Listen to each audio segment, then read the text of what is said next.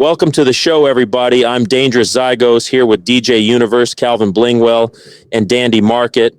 And Calvin Blingwell, we got to talk about what Kendrick Lamar just did with GNX under PG Lang, because as a CEO focused on currency development, this is the ultimate masterclass in asset control. He left Top Dog Entertainment, and now he controls both the masters and the publishing. The bag isn't just passing through his hands, it's staying in his house. Man, as an artist based in Calabasas trying to navigate this rap game, seeing Kendrick do that is straight inspiration. He's not just making hits, he's capturing the entire value chain. When you control PG Lang, every single stream, every sync deal on a video game, every physical vinyl sale flows directly to his entity, not to some legacy label system that takes an 80% cut off the top. And that is not just a one-off anomaly anymore, Calvin. Look at the macro data from the first quarter of 2026. Independent labels and self-releasing artists held 44.15% of the entire U.S. recorded music market. Almost half the game is indie now. The old narrative that you absolutely need a major label to move the needle is officially dead. We had to stay lit to survive the old days, and back then, you didn't have these options. Think about Prince changing his name to an unpronounceable symbol in the 90s just to protest Warner Brothers owning his masters. Or Master P building No Limit Records in the late 90s by negotiating a historic 80-20 distribution-only deal with Priority. P kept his masters because he paid for his own manufacturing and promotion up front. That was the blueprint. But here's the uncomfortable question I have to throw out to the room. If Kendrick can do this at the absolute peak of his global power, why are we still seeing rising artists sign away their masters in 2026 before they even have a single song on the Billboard charts? Because they're hungry, Zygos. When you're starting out, a $200,000 advance looks like a mountain of cash. You don't think about the long-term value of the asset when you've got immediate bills to pay, but that advance is just a predatory loan against your own future labor. Let's look at the cold, hard numbers behind that choice, Calvin. If you are a signed artist on a standard major deal, you might get an 18 to 20% royalty rate. If your catalog generates $500,000 a year in net publisher's share, you are only taking home about $90,000 of that, and you still own absolutely nothing at the end of the day. 90 grand, while the owners of that master can take that same $500,000 annual stream, apply a conservative 12 to 18 times multiple, and instantly value that catalog as a $6 million to $9 million investable asset. That is a life-altering difference. And you can borrow against a $9 million asset. You can't borrow against a $90,000 royalty statement that the label is still recouping their marketing costs from.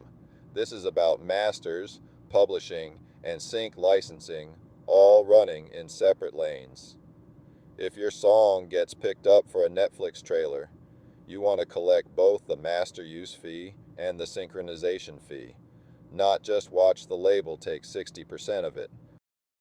Exactly. And we have to be realistic about the market timing here. During the catalog gold rush in 2021, multiples were peaking near 25 times net publisher's share. Now they've cooled down to that 12 to 18 times range. So this isn't about trying to make a quick flip in a bubble. It's about building long-term active value.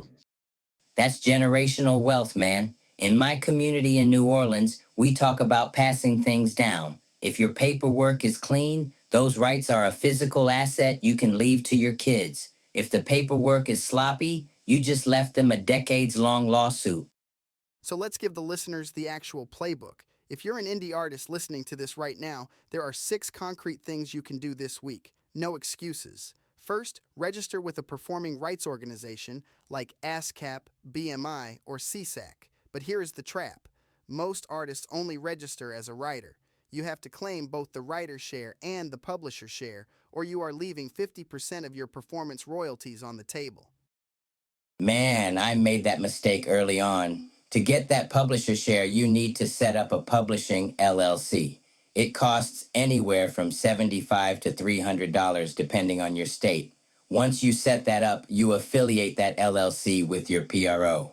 Now the publisher side actually flows to your company instead of disappearing into the black hole of unclaimed royalties. And when you distribute, don't just sign up for any service blindly. Use tools like DistroKid, TuneCore, or CD Baby Pro that preserve your master ownership, instead of those back-end deals that sneakily take a percentage of your master rights in exchange for free distribution. And please, for the love of your bank account, get split sheets in writing before the record leaves the studio. If you've got collaborators, define the split sheets, joint venture agreements, or co-publishing deals immediately. Don't wait until the song gets hot, because that's when everyone suddenly remembers writing the hook. And write down those splits and register the copyrights. Go to the U.S. Copyright Office website. A group registration for up to 10 unpublished works costs $55. That $55 receipt is your shield when someone tries to claim your song sounds too much like theirs. The final piece of the puzzle is sound exchange. People confuse this with ASCAP or BMI, but Sound Exchange collects the digital performance royalties on the master recording itself from non-interactive digital radio, like Pandora or SiriusXM.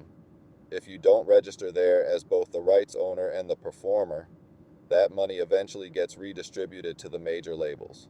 This whole conversation takes me back to the 5% Nation principles. Knowledge of self is the foundation. In the music business, knowledge of self means knowing exactly what you own, what you are owed, and who controls the splits. Supreme mathematics starts with knowledge, and if you don't have the knowledge of your own rights, you are just a passenger in your own career. That's deep, Calvin. But let's keep it real here. Independence sounds great on paper, but owning 100% of a master that nobody is listening to is just owning 100% of zero. Without marketing, distribution structure, and absolute administrative discipline, those master rights are just dead weight on a hard drive. And what about the producers? As an artist, you think you own the record, but if the beat splits are sloppy, if the samples aren't cleared, or if you don't have a signed producer agreement, you do not fully own that master.